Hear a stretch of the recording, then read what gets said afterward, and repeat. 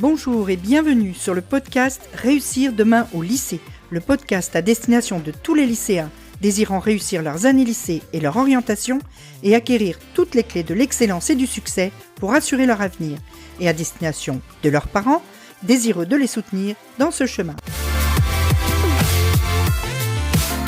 Je suis Nathalie Mougel, coach scolaire, et j'accompagne les lycéens qui souhaitent réussir.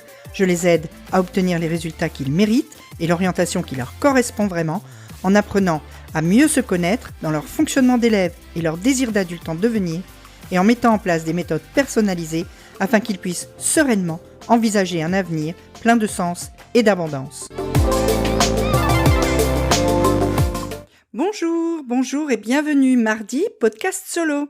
Podcast solo, aujourd'hui on va parler de ce que tu pourrais changer dans ta façon de penser pour te permettre de mieux prendre ta vie en main, d'être le vrai acteur de ta vie.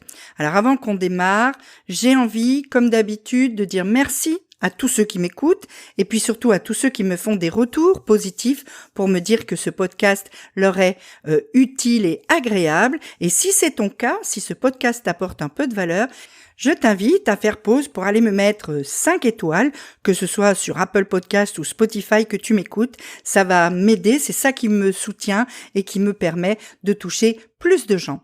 Donc, on est parti. 7 trucs qui vont te permettre de prendre ta vie en main si tu changes ces façons que tu peux avoir de voir la vie, de voir les choses, de penser. La première chose que j'ai envie de te dire, c'est que si tu attends d'être prêt pour agir, tu risques d'attendre toute ta vie. Il y a des gens qui disent tout le temps « Ah ouais, mais non, mais j'ai envie de faire ça, mais c'est pas le bon moment. » Et c'est quand le bon moment ? Le bon moment, c'est tout de suite, maintenant, là. Il faut pas attendre, parce que tu sais jamais ce que la vie te réserve.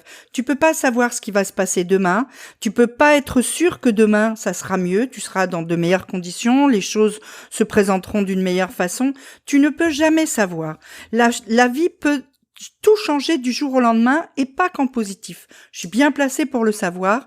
Et par exemple, moi, toujours quand je dis cette phrase, je pense à mon fils. Mon fils qui est mort dans un accident à 28 ans, il y a maintenant quelques années, et qui avait cette capacité à agir tout de suite. Il avait envie de faire quelque chose, il avait besoin de faire quelque chose, et il y allait, il le faisait tout de suite. Résultat, il a vécu 28 ans, mais il a fait un nombre de choses incalculables, bien plus que des gens qui vivent jusqu'à 80 ans et qui disent tout le temps « Ah ouais, mais non, mais là je suis pas prêt ». En fait, t'es jamais prêt, sache-le. On n'est jamais prêt. Donc vas-y, fonce, agis et arrête d'attendre que ce soit le moment parfait parce qu'il n'arrivera jamais. La deuxième chose, c'est quand tu te sens triste quand tu as pris une décision. Ça arrive, tu décides par exemple de rompre avec quelqu'un, ou tu décides de quitter ton boulot, ou tu décides de vendre ta maison dans laquelle tu vivais depuis longtemps. Moi, ça m'est arrivé il y a pas si longtemps que ça, et tu te sens triste. Parce que cette décision, elle te coûte quelque part, parce que tu es obligé, par exemple, de fermer le rideau sur toute une partie de ta vie. C'est pas parce que ça te rend triste que c'est une mauvaise décision. Pas du tout. Ça te rend juste triste parce que quand tu regardes en arrière, eh bien justement, tu abandonnes des souvenirs, tu tournes une page de ta vie, et ça, c'est des choses qui sont pas simples à faire. Mais ça veut pas dire qu'après, ça sera pas mieux. Si je reprends l'exemple de vendre sa maison, moi j'ai vendu ma maison il y a 1 an maintenant, une maison dans laquelle j'ai vécu presque 30 ans, dans laquelle mes enfants sont nés, dans laquelle ils ont grandi, dans laquelle j'ai été très heureuse et dans laquelle il y avait la chambre de ce fils que j'ai perdu. Et j'ai mis des semaines, des mois à me décider à vendre cette maison, et au moment où j'ai donné la clé chez le notaire aux gens qui l'achetaient, j'ai ressenti vraiment une profonde tristesse. Et pourtant, très vite, en l'espace de quelques semaines, et aujourd'hui, 1 an après, j'en suis vraiment persuadée, c'était une bonne décision.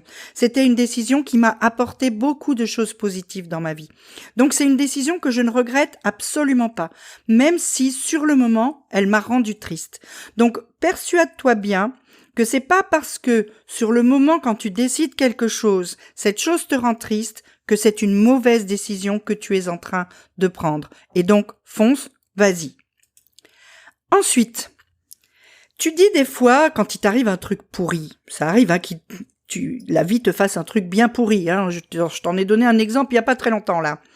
Et puis c'est pas ta faute en fait. T'as rien demandé, t'as rien fait, et tu te dis c'est pas juste parce que moi j'ai rien fait, j'ai toujours tout fait bien, j'ai toujours été sympa, j'ai toujours fait de mon mieux, et puis voilà il m'arrive ce truc tout pourri. D'accord, c'est vrai, c'est pas ta faute. Tu peux t'asseoir, tu peux pleurer, tu peux faire tout ce que tu veux. Par contre, justement, la façon dont tu réagis à ce truc pourri, ça, c'est ta faute. En tout cas, c'est ta responsabilité. C'est-à-dire que si tu décides, parce qu'il t'arrive un truc pourri, de t'asseoir par terre et d'attendre que, je sais pas quoi, que la vie te fasse une meilleure surprise, ou que tu meurs, ou que quelqu'un vienne t'aider, ou que... Ça, tu en es responsable. Et si du coup ça ne va pas, parce que finalement rien ne s'arrange quand t'es assis par terre, hein, eh ben ça c'est ta responsabilité. Si tu décides d'agir et de faire en sorte de remonter la pente et d'aller contrecarrer cette saloperie que la vie vient de te faire, eh ben ça aussi c'est ta responsabilité. Donc c'est pas parce que les choses qui t'arrivent dans ta vie ne sont pas ta faute, tu n'en es pas responsable, que tu n'es pas responsable ensuite de la façon dont tu vas conduire ta vie après cette chose qui t'arrive et dont tu vas réagir à cette chose. Ça, c'est ta responsabilité. D'ailleurs, tu peux voir autour de toi des tas de gens à qui il arrive le même type de choses, qui réagissent de façon totalement différente et qui, du coup, ont une vie après cet événement bien différente les unes des autres. Quatrième, certaines personnes sont parfois prêtes à te détruire pour te contrôler. Tu en as peut-être déjà rencontré des gens comme ça. Des gens qui sont prêts à tout pour être ceux qui décident dans ta vie. Qui sont prêts à tout pour te faire des trucs qui sont pas forcément bons pour toi. Et qui veulent être dans le contrôle sur ta vie. Protège-toi de ces gens. Repère-les. C'est pas très difficile, hein. C'est des gens qui insistent tout le temps sur des choses que tu devrais faire ci, et tu devrais faire là, et toi, t'as pas envie, en fait. Et tu leur dis, j'ai pas envie, mais si, tu devrais, vas-y, fais-le. Eh ben non. Protège-toi de ces gens, ne va plus les voir. Protège-toi de ces gens, ne leur parle plus, n'écoute pas ce qu'ils te disent, et fais ce que tu sens qui est bon pour toi. La seule personne qui est en mesure de décider ce qui est bon pour ta vie, c'est toi-même. Sois-en bien persuadé et ne laisse pas à d'autres le pouvoir de décider dans ta vie. C'est super important. Cinquième chose. Tout le monde te dit tout le temps, ouais, pour apprendre des trucs, il faut lire. C'est vrai. Si tu lis des livres, tu vas apprendre des choses. Et plus tu vas lire des livres, plus tu vas apprendre de choses. Mais ce sera toujours des choses extérieures à toi. Si tu vas lire en toi, alors tu pourras devenir qui tu veux vraiment. Si tu vas chercher en toi ce qui t'anime, ce qui te passionne, ce sur quoi tu n'es pas en mesure de faire des concessions, les choses qui sont super importantes pour toi, etc., à ce moment-là, tu vas pouvoir devenir la personne que tu veux vraiment devenir. Et tu vas déjà résoudre le problème de la façon de penser d'avant, et tu vas plus laisser des gens diriger ta vie. Parce que tu sais pourquoi tu veux pas faire ce qu'ils veulent. Et tu sais pourquoi tu veux faire telle chose et telle chose. Et ça, c'est ce que moi je veux, et ça, c'est ce que moi je vais faire. La seule façon d'y arriver, c'est de savoir qui tu es, et donc d'aller lire en toi. Alors je suis pas en train de te dire de pas aller lire des livres, hein. Attention. Mais lire des livres, ça n'est toujours qu'un savoir sur l'extérieur. Essaye aussi de savoir qui toi tu es vraiment. Sixième chose. Avant d'aimer les autres gens, tu dois t'aimer toi-même.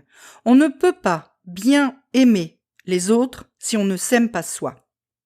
Et donc, en fait, la générosité commence par une forme d'égoïsme. Être généreux avec les autres, c'est beaucoup plus facile quand ta vie à toi est déjà remplie, ou en tout cas est déjà en bonne voie d'être remplie. C'est-à-dire que tu ne peux pas vraiment te tourner vers les autres tant que tu n'es pas en accord avec toi-même et tant que tu n'es pas bien dans ta propre peau. Donc avant de vouloir aider tout le monde, aide-toi toi-même, aime-toi toi-même, et ensuite, tu pourras aimer correctement les autres. La dernière, et peut-être pas la moins importante, quand tu as blessé quelqu'un, ça arrive, on le fait pas toujours exprès d'ailleurs, mais ça arrive qu'on blesse des gens, qu'on leur fasse du mal par la parole, par les actions, quand tu dis quelque chose de méchant à quelqu'un parce qu'il t'a énervé super fort. La seule vraie excuse possible et acceptable, c'est de changer ton comportement. Ça ne sert à rien d'aller dire à quelqu'un que tu as blessé « Oh, je suis désolé, excuse-moi » et de recommencer 1 jour, 2 jours, 1 semaine, 3 mois plus tard. La seule chose qui compte, c'est comment tu te comportes. Donc, si tu as fait du mal à quelqu'un, c'est beaucoup moins grave de pas lui dire que tu es désolé, de pas t'excuser, mais de pas reproduire ce comportement qui l'a blessé, que de dire 25 fois « je suis désolé, excuse-moi » et de recommencer. Donc, quand tu as fait du mal à quelqu'un, repère le comportement que tu as eu qui a fait du mal à cette personne et change ton comportement. Et là, tu verras cette personne revenir vers toi, bien plus facilement et bien plus durablement et profondément que si tu lui dis « je suis désolé » et que 2 mois après, tu recommences. Donc, maintenant, tu sais ce qu'il faut que tu fasses pour avoir la vraie maîtrise de ta vie, de tes pensées. Essaye petit à petit de t'approcher de tout ça. Il est bien évident que tu vas pas changer toutes ces choses en l'espace d'une nuit ou en l'espace d'un podcast de 10 minutes. Mais réfléchis-y et repère dans ta vie les moments où tu attends la perfection pour agir, les moments où tu as du mal à prendre une décision parce que tu as l'impression que ça va te rendre triste, les moments où des gens essayent de te contrôler, les moments où finalement tu réagis pas correctement d'une façon qui est bonne pour toi à un événement qui au départ n'a rien à voir avec toi. Bref, trouve un moyen de réfléchir à tout ça et petit à petit d'améliorer la façon dont tu gères toutes ces situations et dont tu t'aimes toi-même et dont tu te connais toi-même.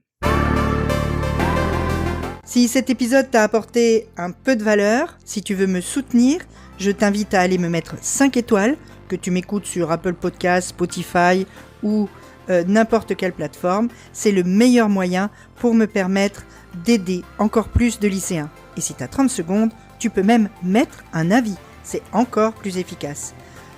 En attendant, je te dis à très vite dans un prochain épisode.